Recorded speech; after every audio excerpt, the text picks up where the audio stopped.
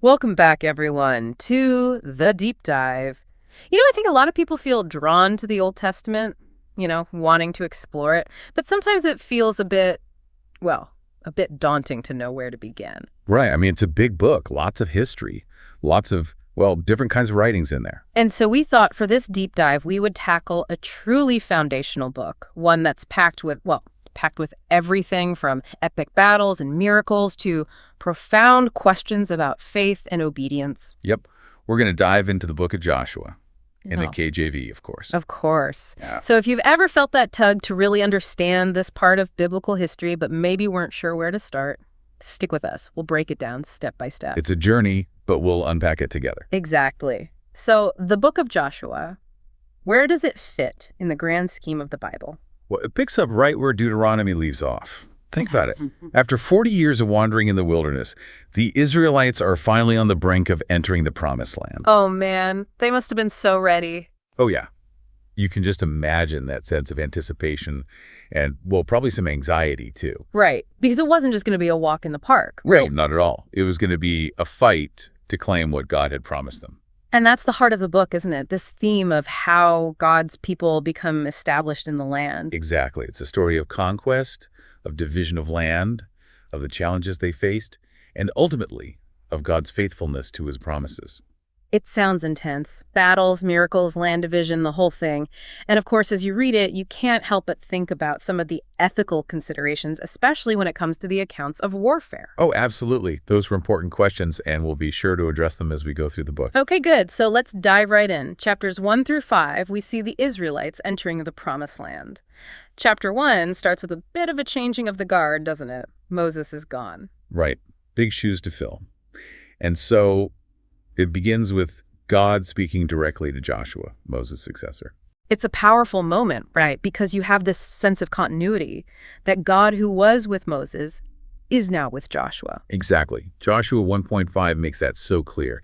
It's the same promise God gave to Moses earlier in Deuteronomy 31.23. As I was with Moses, so I will be with thee. I will not fail thee nor forsake thee. Powerful. God is saying to Joshua and to us listening, I am with you. I will not abandon you. Yes, and you see that encouragement repeated throughout the chapter. Be strong and of good courage. Be strong and of good courage. Wow, he needed to hear that. It must have been a bit overwhelming stepping into Moses' role, leading an entire nation into a new land. Yeah, I mean, you talk about pressure, right? But you also see this emphasis on the rest that awaits them in the land, mentioned in verses 13 and 15. No, when we talk about rest here, what do we really mean? It's more than just taking a nap, right? Oh, it's way deeper than that. It's this profound theological idea of entering into God's peace, his provision, and finding true security in him. It's about their relationship with God and living in his blessing. So that rest was both physical and spiritual. Oh, exactly. And then in chapter 2, things get a little cloak and dagger. Right. Joshua sends spies into Jericho. Espionage. I mean, you have God on your side. Why the need for spies? Well, even with divine promises, there's a human element of wisdom and strategy, right? Jericho was a fortified city, a major obstacle, and they needed to know what they were up against. Makes sense. Gather information. Prepare. Don't just charge in blindly, even if you do have God on your side. Precisely. Yeah. Okay, so chapters 3 and 4 bring us to the crossing of the Jordan River. Now, this is one of those truly epic moments in the Bible. It's hard not to think of the Red Sea parting when you read this. It's impossible not to. Yeah. And that's the point. God is showing them and us that he's the same God who delivered their ancestors from Egypt. He's still working miracles. So this crossing wasn't just about getting to the other side of a river. It was a powerful reminder of God's faithfulness across generations. Exactly. It's like saying, remember what I did for your parents and grandparents? Well, I'm doing it again for you. And that's where the memorial stones come in, right? Yeah, those stones set up after they cross were physical reminders of God's miraculous intervention. Like a monument to say, hey, future generations, don't forget what God did here.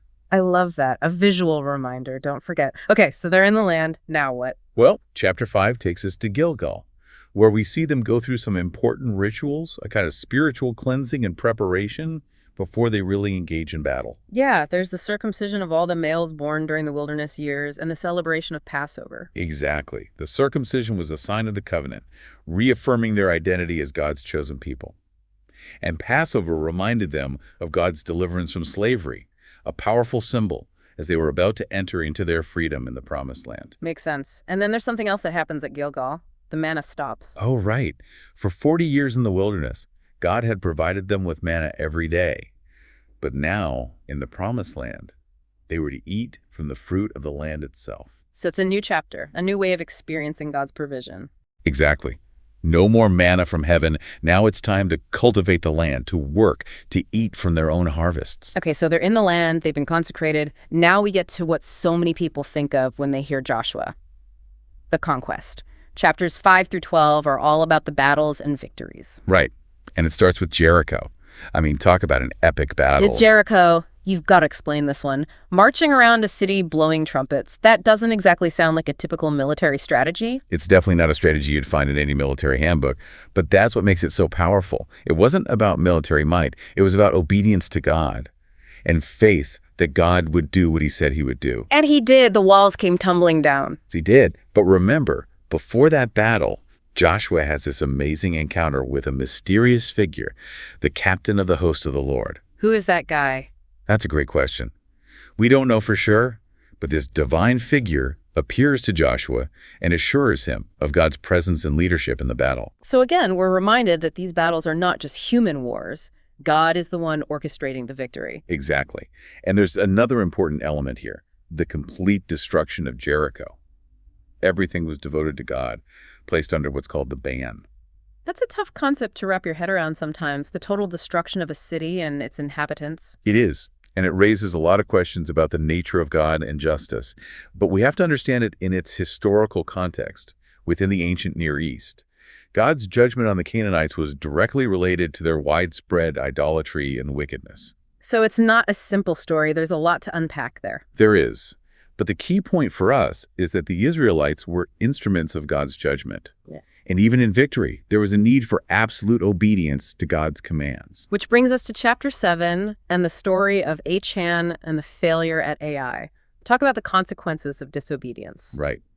Achan took some of the spoils from Jericho that were supposed to be destroyed or dedicated to God. He disobeyed the ban. And this one act of disobedience had huge consequences for the whole community. Absolutely. They were defeated at Ai, lives were lost, and it took some serious soul-searching to figure out what went wrong. And they did figure it out eventually, and Achan faced the consequences of his actions. Right. It's a stark reminder that individual actions have consequences, especially when it comes to covenant faithfulness. Yeah. But it also shows us God's mercy. Yeah. Once the sin was dealt with, they were able to move forward. So they retake Ai in chapter 8, and then in chapter 8, verses 30 to 35, we have this incredibly significant moment, the covenant renewal at Shechem. Yes. This is so important. It's a reaffirmation of their commitment to God. Yeah. The law of Moses is read aloud. The blessings and curses are proclaimed. It's like saying, okay, we're in the land now, but this covenant, this relationship with God, this is still the foundation of everything. It's like a reset, a reminder of what matters most. Exactly. Okay, so now we move south, chapters 9 and 10, and we have this interesting story with the Gibeonites. They tricked Israel into a peace treaty. They did. They knew they couldn't defeat Israel, so they pretended to be from a faraway land. And the Israelites, they were fooled. They didn't consult God before making the treaty. Right. And this highlights the importance of seeking God's guidance in every decision, big or small. It's so easy to get caught up in our own plans and forget to ask God for his wisdom. A valuable lesson. And then, chapter 10. Wow, the sun stands still.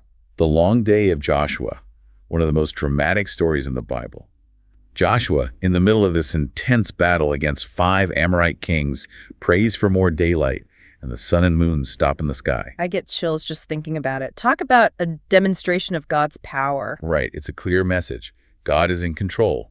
He can even manipulate time itself to accomplish his purposes. And the chapter ends with a rundown of all the victories in the south. City after city falls to the Israelites. God is clearly on the move, fulfilling his promise to give them the land. But the battles aren't over yet. Chapter 11 takes us north, and now we have a whole coalition of kings uniting against Israel. This sounds like a real threat. It was. This is a major challenge. But Joshua, with God's help, defeats them at the waters of Merom, and then he burns Hazor, which is like the most important city in the north. So this is a decisive victory. Oh, yeah. It pretty much broke the back of Canaanite resistance in the north. And then, just to hammer it home, we get chapter 12, which is basically a list of all the defeated kings, like a victory lap. It's like a who's who of defeated kings. Yeah. It shows the scale of the conquest, and it emphasizes that God had been faithful to his promise. Okay, so the battles are largely over. Now it's time to divide the land. And this takes up a lot of space in the book from chapters 13 to 21. But it's interesting, right at the start of chapter 13, we're reminded that the conquest wasn't totally complete. Right. It's important to remember that. There was still work to do. But God, in his grace, was already starting to distribute the land even before every last enemy was defeated. And this is where we see the land east of the Jordan, which had been promised to Reuben, Gad, and half of Manasseh way back in the time of Moses. Yes. And it was a bit controversial back then, remember? Because those tribes wanted to stay on that side of the Jordan. They had good pasture land for their flocks. Right, and Moses was worried that they wouldn't help their brothers conquer the land west of the Jordan. But they promised they would. And they did. They kept their word. Good for them. Okay, so chapters 14 through 19 get into the nitty-gritty of dividing the land west of the Jordan. How did they decide who got what? It was a combination of God's specific instructions, the leadership of Joshua, and the casting of lots. It wasn't random, though. The casting of lots was seen as a way of seeking God's will. Interesting. So they were acknowledging that the land ultimately belonged to God, and he was the one who determined the inheritance of each tribe. Yes. And we see that so clearly in the stories Caleb in chapter 14. Remember him. He was one of the original spies sent into Canaan 40 years earlier, and he, along with Joshua, had remained faithful to God. And he got Hebron, which was a really significant city. He did. And it was a fulfillment of a promise God had made to him 40 years earlier. Talk about delayed gratification. Wow, talk about patience. Okay, so Caleb gets his land. What about everyone else? Well, chapters 15 through 17 lay out the portions for Judah, Ephraim, and Manasseh. And then chapters 18 and 19 cover the remaining 7 tribes. So it's all very meticulously laid out. And then chapters 20 and 21 deal with the Levites. Now, they were special, weren't they? They were. They were set apart for priestly service. They didn't get a tribal territory like the others. Instead, they were given cities scattered throughout the land. Cities within the territories of other tribes. Exactly. 48 cities in total.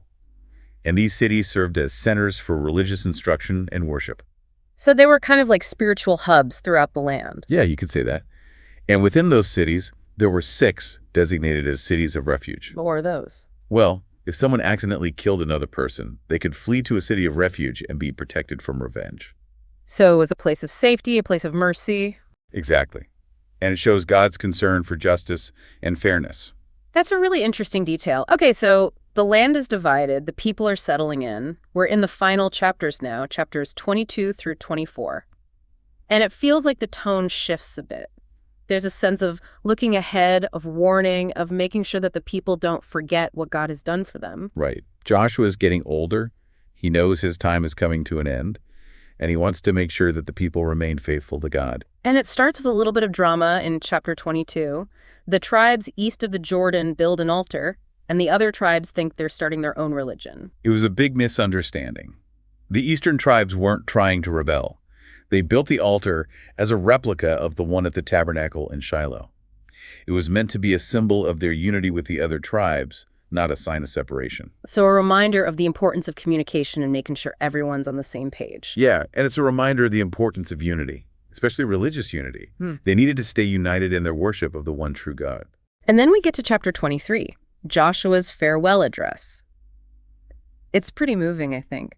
He pours his heart out to the people, urging them to stay faithful to God. It's a powerful speech. He reminds them of all that God has done for them, how he's been faithful to his promises, and he warns them about the dangers of turning away from God, of adopting the practices of the Canaanites. It's like he's saying, look, I've led you into this land.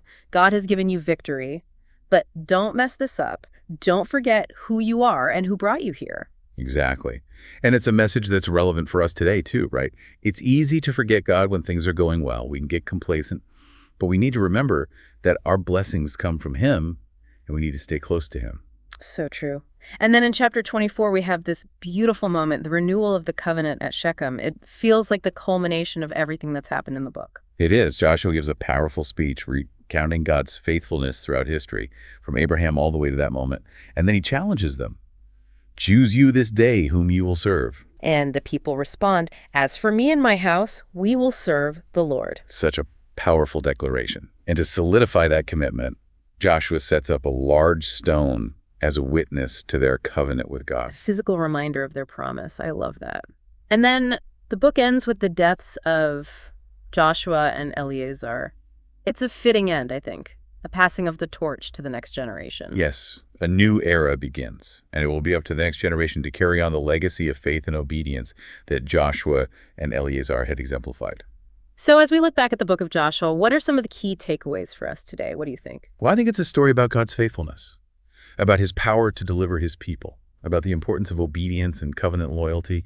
It's a story that reminds us that God keeps his promises. He's always with us, and he calls us to live in a way that honors him. So well said. It's a story that's full of adventure, of battles, of miracles, but it's ultimately a story about a relationship between God and his people, a story that's still relevant for us today. Absolutely. It makes you wonder, where is your promised land today? What challenges are you facing?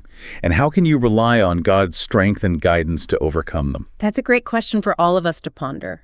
Where is our promised land? What are we fighting for?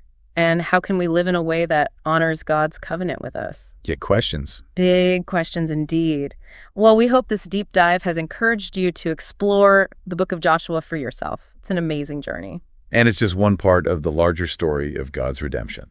Thanks for joining us. We'll see you next time on The Deep Dive.